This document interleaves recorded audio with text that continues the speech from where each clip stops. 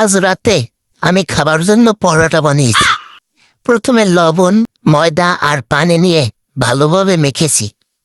ময়দা মাখতে গিয়ে দেখি হাতে লেগে গেছে। আমি ভাবলাম এইটা পরোটা না, মনে হয় এটা হাতের নতুন ডিজাইন। তারপর ছোট ছোট গোল গোল্লা বানিয়ে বেলতে শুরু করলাম। কিন্তু প্রথমে পরোটা গোল না হয়ে একটু মানচিত্রের মতন হয়ে গেল। আমি ভাবলাম, ওহ, এটি তো পরোটা না, এটি বাংলাদেশের নতুন নাম। যাই হোক, অনেক কষ্ট করে পরে একটি পরোটা বানিয়ে চুলায় তাওয়ায় গরম করে পরোটা বানাতে দিলাম। হঠাৎ একটা পরোটা উল্টাতে গিয়ে প্রায় নিচে পড়ে যাচ্ছিল।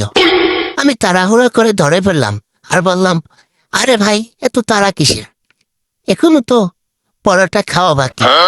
সব শেষে তৈরি হলো পরোটা। সবাই আমার বানানো পরোটা খেয়ে খুবই খুশি হলো। আমি মনে মনে ভাবলাম, আজ থেকে আমি শুধু খাওয়ার মানুষ না, পরোটারও মাস্টার। যাই হোক, ধন্যবাদ।